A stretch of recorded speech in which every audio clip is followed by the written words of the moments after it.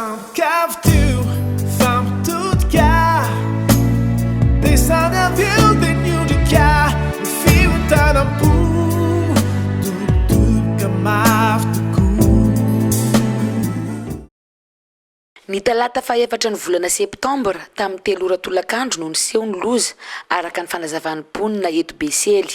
Tamin'ny 5 ora hariva no tonga tetỳ an-toerana akan-drazana ny manam-pahefana avy any Mahajanga no tariny lehibe ny faritra Boiny. Raha ny fanazavan'ity mpiara-miasa sady fianakavian'ny tompokolahy ity dia manomana fetim-pianakaviana izy ireo ka vao avy ny resadresaka ny mahakasika izany tao Ambovondramanesy. Fandehan'le loza niseho teto moa aloha zany raha eto amin'ny sehon'ny loza eto zany tsy zavatra fantatra zany fa départ ny alatagna Mahajanga zany tamin'ny maraina teo tamin'ny 5 sasany handeha Ambovondramanesy zany satria manao préparation zany io ancien ministre ny serasera io hamokatra ny mamany zany entina Besalampy nanomana zany izy hangala omby agny Ambovondramanesy agny fa misy omby ny mipetraka Ambovondramanesy agny fiveregnana avy agny zany izy tradoza eto amin'ny anina eto Besely zao. Mbola miandry ny fahatongavany zanany avy any ivelany moa vao fantatra ny fandaharam-potoana mahakasika ny fandevenana.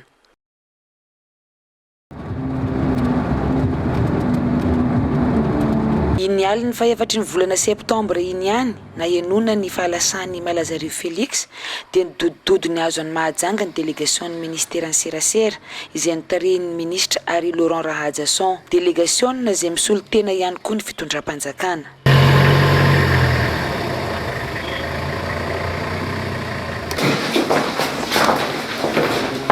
Vao tonga taty an-toerana dia niondrika nanoloana ny nofo mangatsiaka ny tompokolahy ny délégation no trono ny lehibe ny faritra Boiny.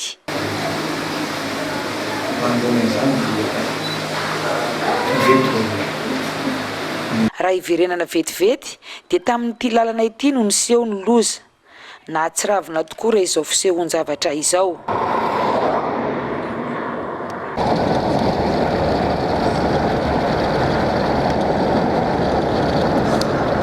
Ity ilay fiara nentiny tamin'io fotoana io, 7 izy ireo no tao anatiny. Ny ministry ny serasera teo aloha Félix Malazarivo irery no namoy ainy tamin'izany. Ny vadiny ny tapa-kafe sy taolan-tratra ny alakamisy zao no andidina azy. Tsy mbola nampahafantarina n'io vadiny io moa izao fahafatesany Malazarivo Félix izao. Tapa-kafe ihany koa ny rahavavim-badiny tompokolahy sy ny zanany vavy. Ny iray kosa voadona tamin'ny lohany fa efa mahatsiaro tena amin'izao fotoana izao. Nisy zazakely roa izay ny herian-doza. Noho ny fitsaboana mbola tao azy ireo moa dia tsy afaka nalaina sary ireo olona maratra ireo. Ny harivan'ity alarobia fa 5 volana septambra ity ihany no nitsapa lahelo ny fianakaviany maty ny délégation'ny ministère serasera.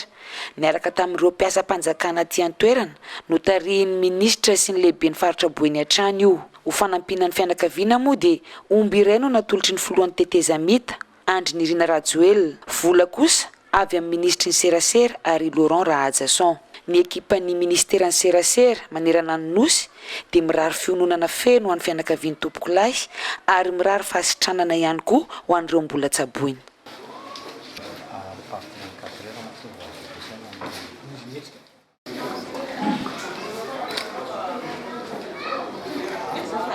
Ankoatry ny fitsapana lahelo sy ny famangina dia nanolotra siramamy, kafe, mofo, vary ho an'ny fianakavian'ny tompokolahy Malazarivo Félix ihany koa ny fianakaviam-ben'ny ministère serasera ho fanampiana sy ho fandraisana anjara amin'izao fahalasana izao. Tamin'ity alakamisy ity koa moa no tonga nanatevina ny délégation nanotarin'ny ministra Henri Laurent Rahajasson ireo tompon'andraikitra sasany eo anivon'ny ministère, ny sekretera jeneraly mivady, ireo talian'ny sapan-draharaha eo anivon'ny ministère, solotena ny taleparitra sy iraisam-paritra, ny solotena ny délégué ny serasera ary ny membre vitsivitsy avy ao amin'ny kabinetra ny ministère. Raha ny tantara fohifohy ny tompokolahy dia mpampianatra fa niasa teo anivon'ny ministère serasera.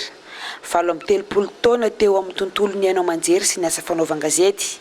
Ny tantana radioparitra ny Andohany ary ministry ny serasera ny taona 12 ka hatramin'ny marsa 12.